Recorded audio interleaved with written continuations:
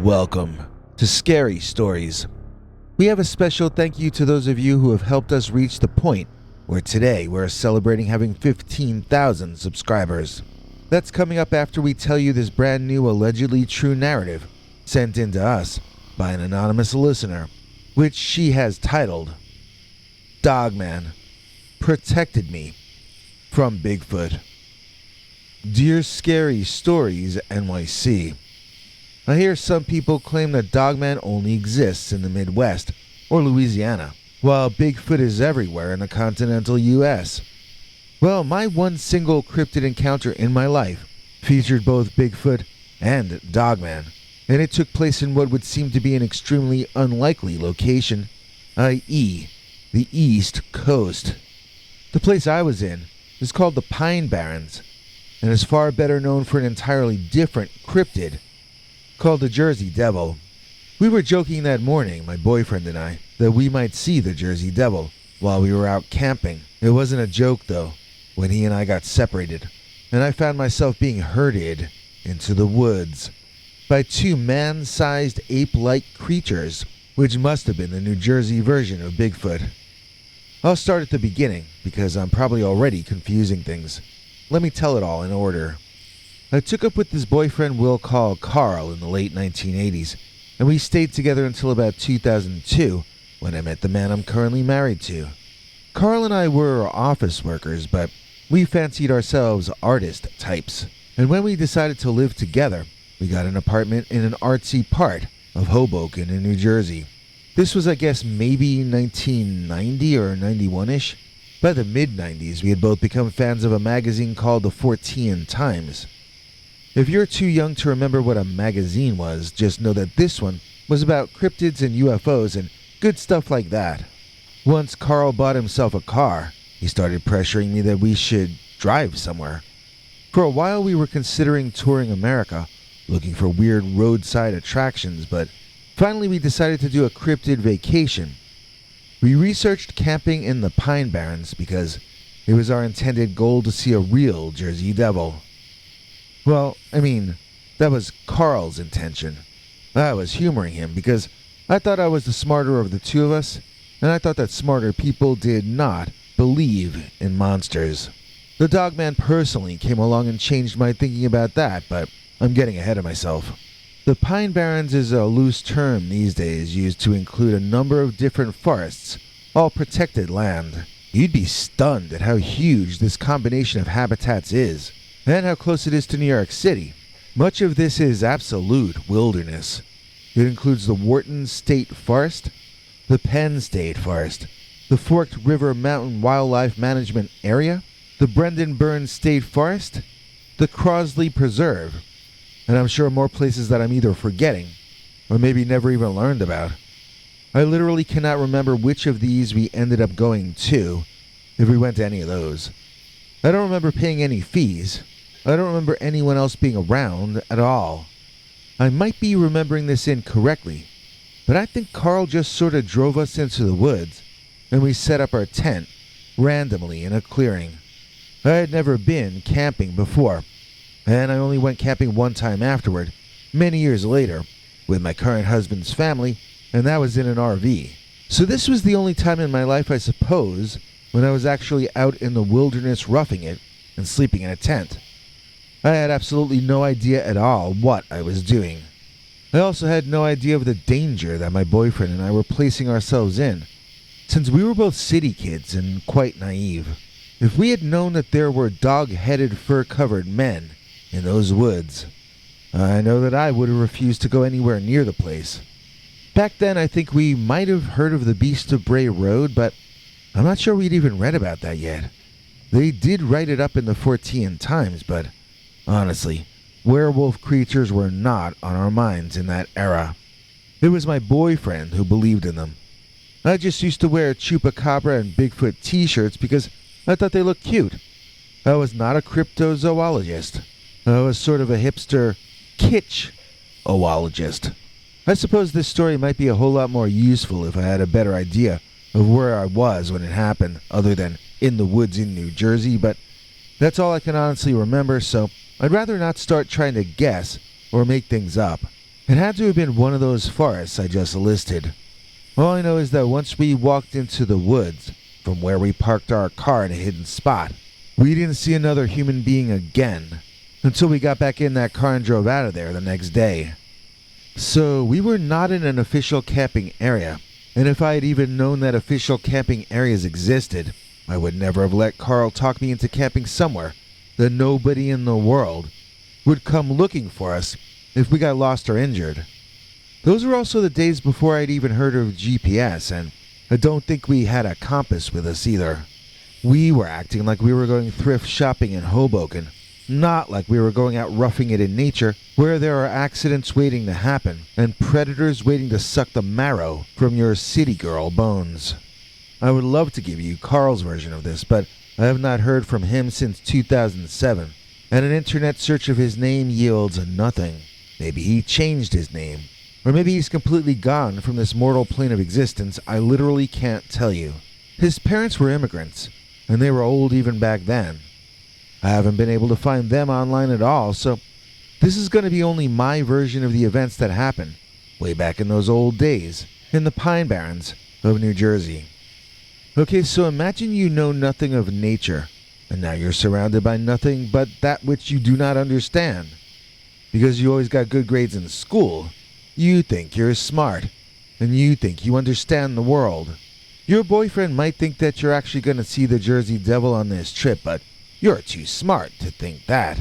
You're only out there for the kitsch factor. You know, I used to do a hipster Xerox zine in the 90s, and I was taking pictures that I hoped to use in my zine to write up an article about the Jersey Devil. I was debating whether to play it straight, or to draw the monster into the pictures and make it into a fun thing. In fact, that was why I first clicked on your channel. Your thumbnails of cryptids in realistic locations look exactly like what I was thinking of doing way back then in my head. Of course, I didn't have computer art programs and my art was all in black and white. In fact, I would actually have my photos scanned into a dot screen version at a print shop, and then literally cut out and paste those printed versions onto my layout pages. Then I'd Xerox those. If I didn't spend the extra money, the photos would be so washed out into pure black and white that they were sometimes impossible to read. But seeing your modern version of the same kind of thing I wanted to do really inspired me to write this up. Okay, I'm about to get to the really scary part of my story, and that's why I've been stalling and talking about your thumbnails. Fasten your seatbelts. This is where it starts to get really freaky. It was dark, and we had just eaten. The campfire was burning, but starting to wane. We had been drinking and toasting marshmallows, and it was a peaceful night. Our tent was pitched just behind us, and the crickets were chirping loudly. And then they weren't, which freaked me out. I looked at Carl, who was still toasting sugar on a stick in the flames, and he didn't seem bothered by it. I asked him, "Did you notice that?" And he didn't even know what I was referring to. I pointed out how quiet it was, and he laughed at me. "We're in the forest," he said, as though he were talking to a dim-witted person. "It's supposed to be quiet here." I said the crickets had stopped chirping, and he mocked me. "Oh, the bugs got quiet. Must be the end of the world." Laughing at me, he announced that he had to take a whiz, and he walked off for the tree line which surrounded us. What happened next took place in just a few seconds, but it takes a while to explain. After Carl was off somewhere looking for a tree to pee on, I saw two men emerge from the woods. They walked silently and smoothly, and seemed to have been waiting there for some time before making their move. I stood up in surprise as they walked quickly toward me, but they didn't seem rushed. They moved fast in this sort of a calm way, like this was their job they were performing. They had this manner about them like they did this kind of thing every day. And what they did was that they walked toward me from two different angles, forcing me to back away in the direction that they chose. Then they could sort of steer me by having one move to my left or right and the other adopt a new position at the same time. The two of these strange men were moving me back, away from the campfire, into the darkness of the trees, so quickly that I never even thought to call out to Carl. What I mean is, they were so strange that initially my amazement and curiosity had my jaw hanging slack and my eyes wide open in surprise. I think those emotions, coupled with confusion, overrode my fear in those first few seconds. So what did these odd men look like? This is the hardest part for me to talk about, because they were sort of really nightmarish versions of tall ape men. But they weren't tall like in Harry and the Hendersons. I just mean they were tall like Carl was tall, maybe 6'1" or 6'2". Not super giant creatures, but tall enough that I knew better than to challenge them. They looked like apes with Sunday school posture, if you know what I mean. Apologies for the Sunday school reference, but my teacher in Sunday school would give us lessons on posture. Those two apes, they would have been star pupils of this teacher because they stood straight and tall, which is a very strange thing to see an ape doing. Their heads were not as gorilla-ish as I see in many Bigfoot imagery. What I mean is that their skulls did come to a point somewhat in the back, but not as much as I would have expected. In fact, I'd say their skulls were sort of a mix of gorilla, bonobo, chimp, and human. The noses, honestly, were more like human noses than ape nostrils, for one thing. The eyes looked very much like animal eyes, almost all black and dilated. But the expressions on the face of the beastmen were every bit as complicated as human expressions. One of them had brownish fur, and the other's fur was black. I wondered if they were brothers. I wondered if they were mates. I wondered how to tell if they were male or female. I wondered if they were going to eat me, or why else they seemed to be forcing me to go with them. Did they want to do something else to me, besides eating me? Although I was upset and sad, I had no plan going on in my head at all for how to get out of the situation I was in. Whatever those big feet had planned for me, that was gonna be what was gonna happen. I was weeping, but I was far too afraid to do anything but keep backing up through the dark woods and keep hoping that a miracle would happen to get me out of all this. As we entered a clearing and the moon lit the scene slightly better than under the tree cover, a man wearing a light-colored fur jacket cut in between me and the two Bigfoot creatures, clearly attempting a rescue. I jumped back a foot or two and saw that this wasn't a man at all. I mean, sure, it stood up like a man, and it walked upright like a man. But this guy, who was only a few inches taller than I was, about the same size as each of those two big feet, he did not have a human head. He didn't have a Bigfoot head either. He had a sort of a primitive wolf kind of a face. His teeth looked like they were created to bring down woolly mammoths. And for all I know, maybe they were. His body was not exactly muscle-bound, but he was solidly built and clearly stronger than any human being. This was some kind of a werewolf like in The Howling, but he seemed to be a real animal.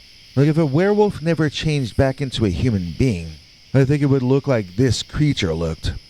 Although you could sort of call him humanoid, he really was more of an upright wolf than a human. He did not have the broad chest and shoulders I've seen on some of your thumbnails, but he was able to swing his arms back in the sense of holding me back behind him. He jumped between the Sasquatch men and me, with his arms spread to his sides, preventing the two ape men from advancing forward toward me. He also seemed to be warning me to stay back, which initially I had no problem with. I got the bright idea of trying to run away, but one of the squatches ran around the Dogman, trying to circumnavigate him and grab me in my attempted escape. I had to actually run back toward the Dogman, and he retreated in my direction until I was once again behind his protection. It wasn't safe to go anywhere else. I had to remain behind my protector until this situation changed in some way. All of my former life was gone. I didn't know if I'd ever be back in Hoboken going to see bands play and writing mini-reviews of shows. I had stopped being that person, and now I was someone who quite likely was going to get brutalized and possibly eaten for dinner on that night. Unless this upright dog who had decided to intervene could somehow win the night. I was not top of the food chain anymore. I was top of the menu list instead. This dog didn't depend on me, as all other dogs I'd previously known. I was the one dependent on him. So these two Bigfoot seemed intelligent, but even more than that, they were intense and tuned in to what was happening. They were both looking for weaknesses in the Dogman's defense of me.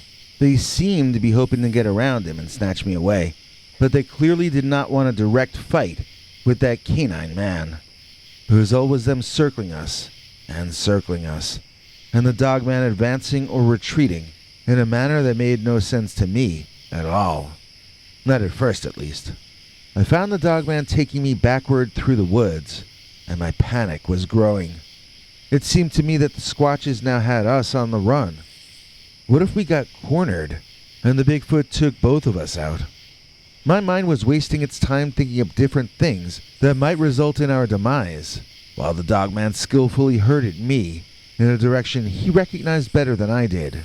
I heard someone calling my name, and my heart jumped in my chest. That was because I thought it was one of the Bigfoot saying it. You'd freak out too if you thought a Bigfoot said your name, trust me.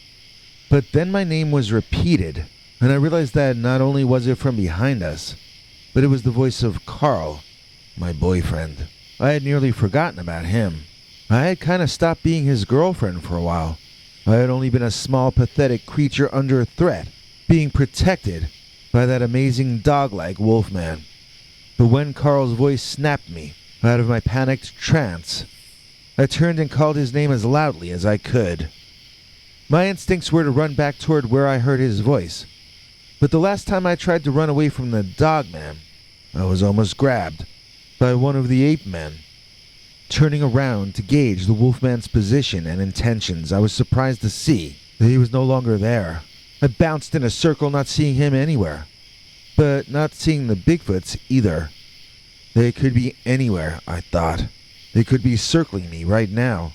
But as scared as I had been through all of this, I was 5 times more scared just then. I screamed Carl's name when I ran in the direction of where I'd last heard his voice. We ran into each other and I gave him a big hug. He tried to start a conversation, but I asked him where camp was and I ran in the direction he indicated. Once we both got back to camp, I kicked dirt on the fire and dove inside that tent. When Carl finally got inside, I gave him the warmest embrace he ever got from me. I was so happy he was there and that we were back in the tent.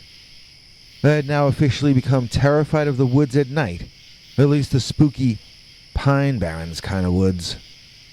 Of course, Carl thought my hugging him meant I wanted some woohoo, which I did not. I was way too cold to get hot on that night. I shivered myself to sleep, even though it was not a chilly time of year at all. You know, what I'd lived through was pretty traumatic, but Carl never asked me any questions about it. Like he didn't ask why I was out in the woods, or why I ran back seeming scared or anything. I think he just thought I was out in the woods relieving myself like he was, and that I got scared in the night because I was a girl. In fact, I had forgotten that he never asked me one question about that night, and he never even knew that I'd been getting harassed by 2 Bigfoot. He never found out that I was saved by a Dogman either. Not at least until some time later. Years later. Carl and I started falling apart after 9/11 for some reason. We sort of grew into different people or something. But the Dogman was kind of the reason we split up.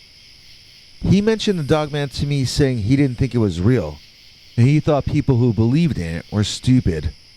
I thought I was reminding him that I had seen a Dogman and even had my life saved by one, when I realized by the look on his face that he had no idea what I was talking about. It reminded me that he was never curious about anything that happened to me, and it was sort of the final nail in the coffin of our relationship. When I told him the entire story, he at first accused me of lying, then whined that it was unfair. He was the one who wanted to see a cryptid, but I was the one who got to see 3. I informed Carl that it was a scary experience, that I could have gone missing that night if not for the Dogman, but he still remained jealous and resentful. When I told him how much danger I was in, he scoffed at me and said that Bigfoot are gentle woodland creatures who never harm anyone. I say that's a load of hogwash. Those creatures did not have good intentions in their animal eyes when they looked at me that night. But that didn't matter to Carl. He felt he knew better what happened, than the person it happened to. So when I met the man I'm currently married to at a Bigfoot and paranormal convention, it was surprisingly easy for me to quit Carl. My husband is a much better match for me, at least so far. 16 years of marriage and 2 happy kids show that I picked a pretty good guy to marry. But I would never have met him, and I would not have the family that I have if I did not have my life saved on that night, deep in the legendary woods of southern New Jersey. You know, I rarely think of Carl anymore, but I think about that Dogman all the time. My favorite of your episodes are the ones where people get to know a Dogman over a long period of time. I wish that had happened to me, to have run into that Dogman again. I even once had a dream about him after I got fired from a job.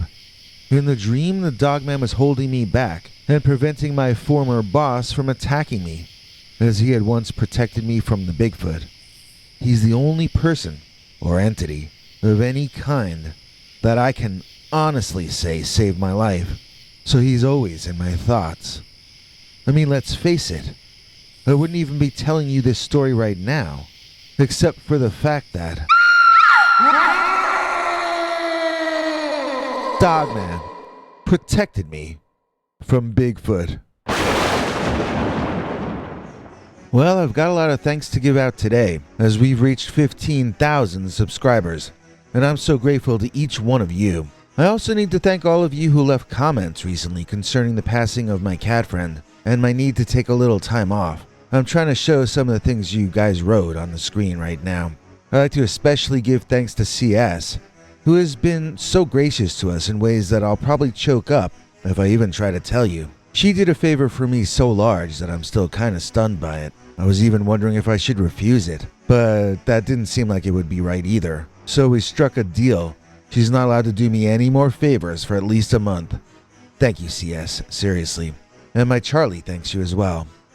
I know there are some people out there hearing this and laughing at me that I'm just an idiot who turns down free gifts, but the people who support this channel are just about the nicest and kindest people I've ever encountered in my life. I like them as much as they seem to like the channel. I don't want to rip them off, and I don't want to bleed them dry, you know. I try to do the best show I can for you guys, and you've been so kind in return. There isn't anyone kinder than CS, and I hope she isn't mad at me for pulling back the curtain and telling you about just what a saint she can be sometimes. When I say I wouldn't still be here if not for her and a few others like Godzilla Tim in Ireland, I really mean it literally. People like CS are equally as important to keeping this going as me and the story submitters too. I forget what else I was going to say, except thank you to all of you. And if you want to join our gang, just listen to Henry Lee Dogman, who's coming up right now. Thanks, Biggie. And thanks to all of you for watching this far. If you liked it, please click like. If you'd like to see more of our work, please subscribe. And also click that bell icon if you'd like to be notified when we put out a new episode. To become an executive producer, you can donate to us through the thanks button under each of our videos or through our paypal.me/PeterBernard209 page. To receive cool perks like secret uncensored Dogman episodes far too wild to ever run on this channel, you can become a YouTube channel member by clicking the join button, or join our PayPal subscribers club at peterbernard.com. Joining either at the $3 a month level or above gets you access to our over 25 hours of secret uncensored Dogman stories available nowhere else. Do you have a scary story about Dogman or some other kind of high strangeness that happened to you? Let us know by emailing us at scarystoriesnyc@gmail.com or by leaving us a voicemail message at 804-LA-SCARY. You may need to call back on that one. It cuts off after I think 3 minutes. And if you don't want to do any of that stuff, thank you for simply watching to the end. Good night, and have a scary tomorrow.